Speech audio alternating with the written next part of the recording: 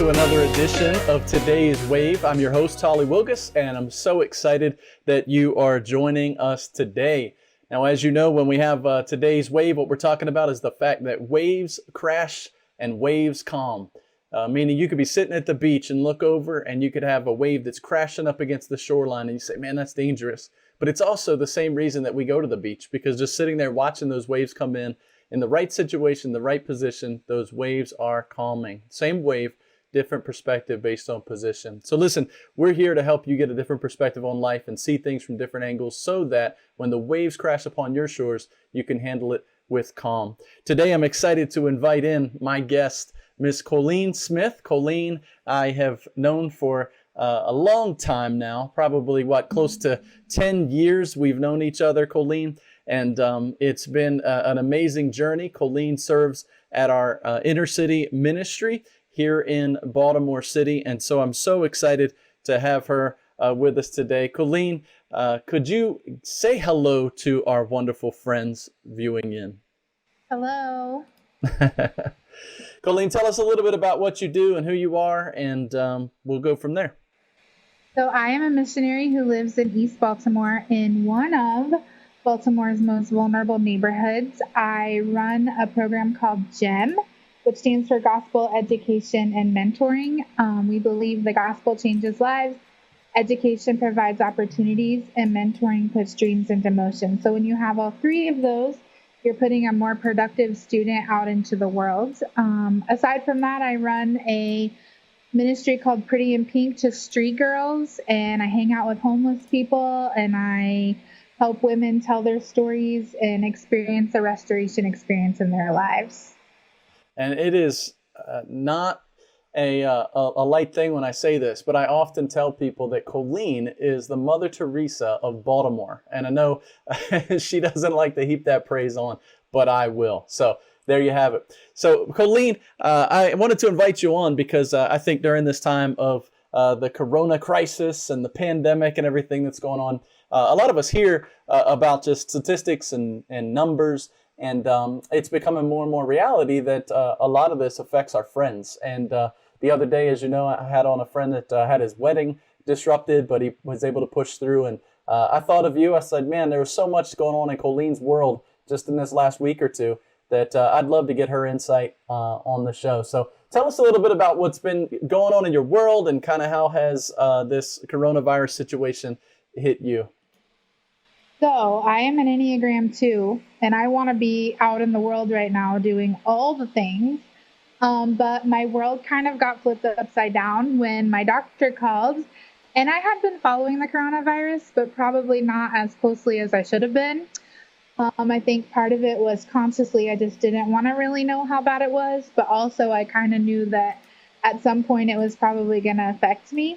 So I had just been listening, but kind of ignoring it. And then one morning my doctor called and said, I'm calling to let you know that I'm going to need you to stay in your house for at least 2 weeks, and you're not allowed to go anywhere, and you're not really allowed to have anybody over. I finally convinced him that I needed to at least have one person that was able to come and visit me, which he did finally allow that. But he basically told me that because of my compromised immune system and some underlying heart problems that I have, that I was at a very high risk for catching the coronavirus, and that if I did decide to be out in the world, that it was very likely that I would catch it and that I would end up in the hospital, and it probably would not end well for me. And so it literally felt like my world was crashing. Like everything just stopped for me.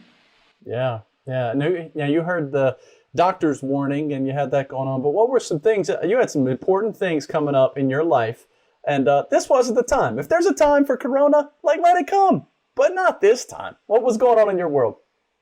Well, I was supposed to spend my 40th birthday in Nashville, and it was not a trip that I just threw together in a week or two. It was something that I have been planning for 2 years, and literally had a countdown on my phone for the last year and a half. And every few days I would send my friends a message and tell them, oh my gosh, we're 10 days closer, we're 8 days closer, whatever. And I think I didn't start canceling the trip right away because in my heart, I was like, we're still going to get on that airplane and we're still going to be in Nashville. And then it just stopped. And the flights got canceled, the Airbnb shut down, and everything in Nashville started to shut down. And then I realized that I was not going to be spending my 40th birthday in Nashville. So, Colleen, you just found out that this coronavirus thing going on the news somewhere in the background of your mind all of a sudden came to the forefront of your mind. And then you found out, oh no, this might affect my big birthday celebration that I've been planning for a long time.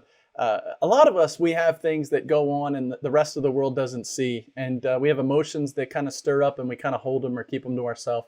Would you let in our viewers a little bit about what was going on in your mind and heart just in those early moments of dealing with this coronavirus situation? Yeah, I'm not going to lie. I was mad and cried a lot of tears. In my mind, the world was ending. I wasn't going to have a birthday. I have no middle ground because I am a 2.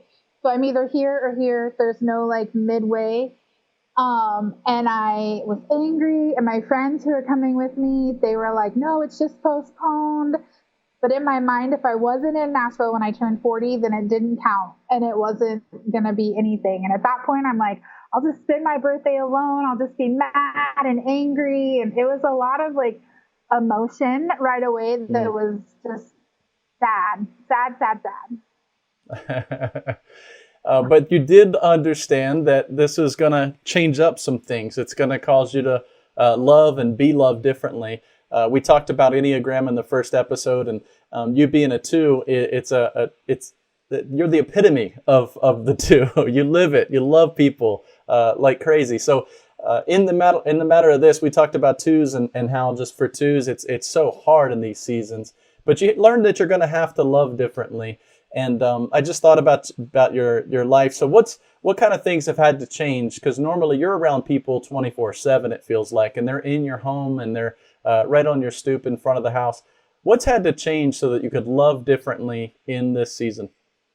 Yeah. So not only am I a 2, but I'm also super extroverted.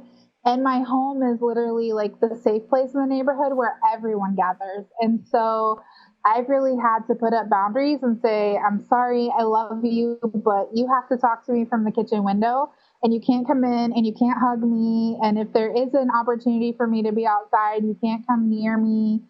And I can't go grocery shopping for my elderly neighbors like I want to. I can't hang out with people. So I really had to rely on Zoom phone calls and text messages. And I'm a big letter writer, so sending letters in the mail.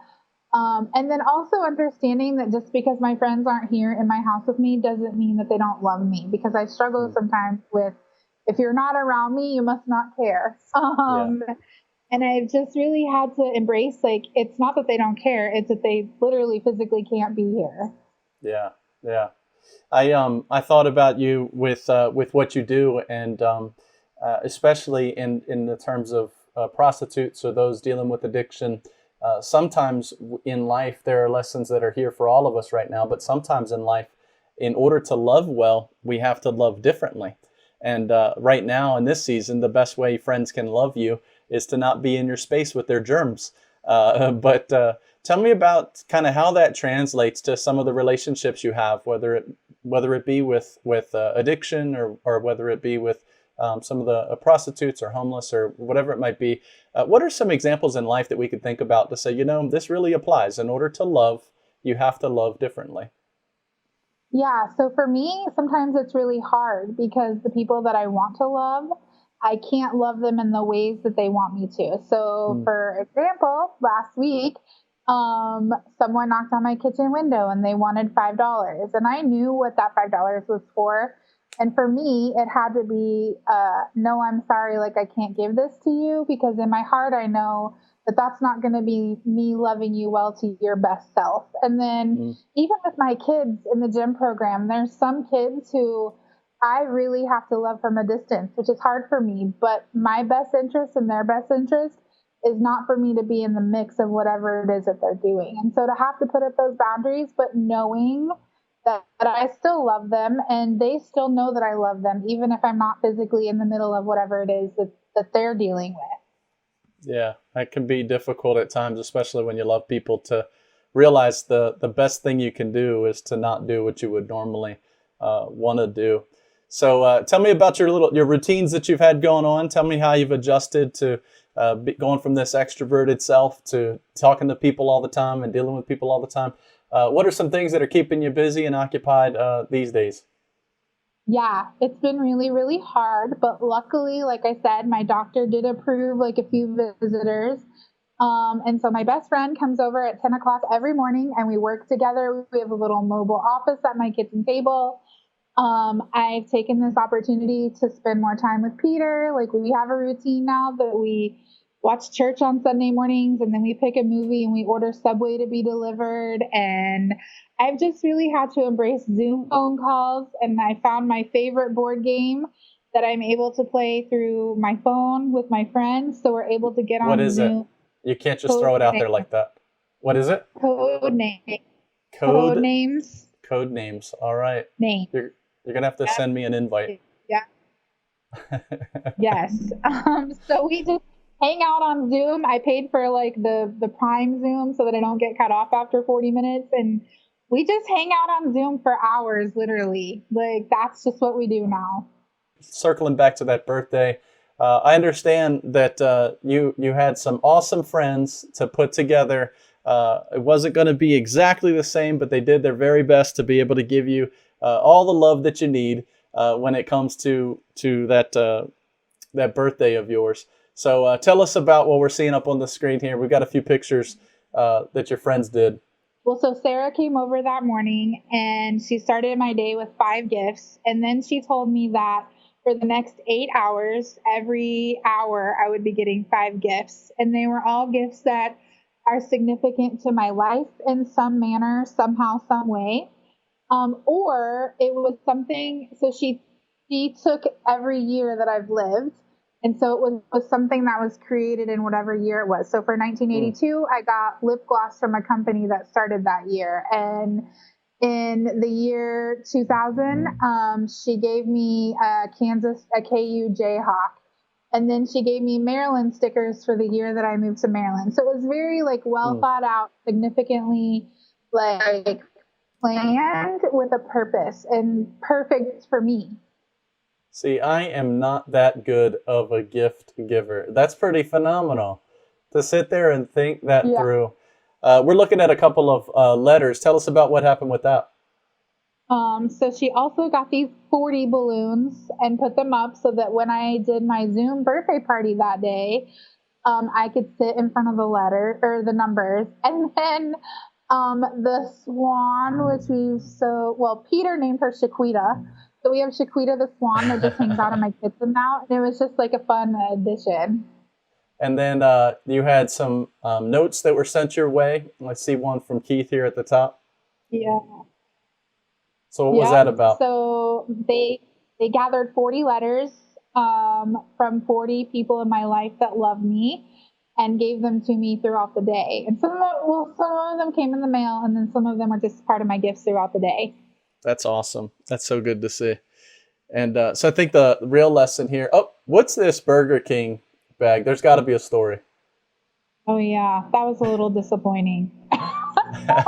So all day long, all I could think about was how for dinner for my birthday, I was going to have these vegan nachos from this place in Baltimore. And we called them, and my doctor had said that if my fever, because I've been running a fever for a while, got below 99, I could go for a drive. So I was like, okay, we can go pick them up. Well, my fever got down to 98.9, so I was under 99, and I was allowed to go for a drive. And when I called to place the order, they told me that they took nachos off their menu during the Corona crisis. Oh, no. Why, I don't know, because it seems like nachos are easy to make. And at that point in the day, all the other vegan restaurants that I like were closed or not open on the days. So I ended up having an Impossible Whopper from Burger King for my birthday dinner. But you know what? It's fine. That's incredible. An Impossible Whopper. Does it really taste like a burger? It actually does. Does it? Tastes like a Whopper. I don't I don't know. I'm gonna have to figure this one out, whether or not I'm brave enough to try. So so basically, things have been able to shift and change, and I think that's important for people to hear because I think people that are out there saying, "Look, I've got somebody in my life that's immunocompromised, or maybe has a health condition, or maybe even the elderly." Like there are folks in society that we really need to be looking after. And I just thought how your friends loved you so well. Man, it's just a great example. Think about the things that came that way for Colleen, the letters or the gifts, or even an impossible Whopper. But all of these are ways that we could demonstrate love to our neighbors. What would you recommend for people that are saying, "Listen, I have somebody that reminds me of Colleen, or maybe has a health condition"? What would you recommend for some things that we could do to be more thoughtful? You're one of the most thoughtful people that I've ever met in my life. A card in the mail. I got 3 cards in the mail over the past 2 days, and they just brighten my day. Like, it reminds me that even though I can't be with my friends, like, they're still thinking about me, or a Zoom call, because a phone call is good, but when you can like see someone and have a conversation face to face, even though it's virtually, it makes a world of difference. And really just think about something that person likes and pour into them in that way, even if you have to leave it outside their kitchen window. And now, conversely, I'll ask you, how about some advice for the person that's watching this and they are Colleen? Like, they love people, they're really discouraged right now. They haven't really gone all the way through the mourning season that you went through. You had to deal with that with your doctor, with your birthday. What would you say to that person that's out there watching this right now saying, "This sucks. Like, I hate Corona because I want to be around my people"? What kind of advice or encouragement could we give to them today? Yeah, I think it's okay to grieve this time, and I think it's okay to have unproductive days. And for me, yesterday was really hard because the reality really set in yesterday when my doctor was like scrambling to potentially find a place for me to get a corona test because my fever kept climbing. And I just had to say to myself that it's okay to have bad days. Like, it's okay to be sad about this. But also, I've been spending some real good quality time with Jesus and reminded that there's joy to be found in this. And the joy is that I'm like able to work on the book that I'm writing, that I'm able to read, that I'm able to take a rest that I probably needed to take long before now. But in that, to know that it's okay to feel sad and that it's okay to be angry about this because it is a hard thing, but not to let those emotions take over you, but to find the joy in every day. And I've become very much a gratitude journalist over the past couple of weeks and really reminding myself at the end of the day what I have to be thankful for. That is so awesome. Now, Colleen, how would people be able to keep up with you and your journey as a missionary in the city here in Baltimore? How can they follow your story and then learn about your book down the road? How can we get a hold of you? I am on all social media at Colleen Samantha, Instagram, Facebook, Twitter. I'm not a TikToker, so don't look for me there. I bet you and Peter could throw down some mean TikToks. Probably. We probably should get on that, but I don't think he will. And hopefully my blog will be back up and running soon. Yeah, that'll be awesome. Well, I am so thankful that you joined me today. I really believe there's so much insight that you have to offer the rest of us, both from the standpoint of what you've already gone through and being honest with walking through the mourning season, as well as the gifts that came your way through your friends. I mean, that's such a huge blessing for us to keep in mind. And then also those of us that would be discouraged in this season, that it's okay to have bad days. And sometimes you just got to push through. Sometimes you got to allow yourself to just get up and not really want to put your full clothes on. Just wear your PJs all day. But either way, get on the other side of it and ride the wave that life deals your way. Colleen, thank you so much. And I'm so super proud of who you are as a human. And I'm very thankful that you're in my life. Thank you for being on the show today. Thank you for having me.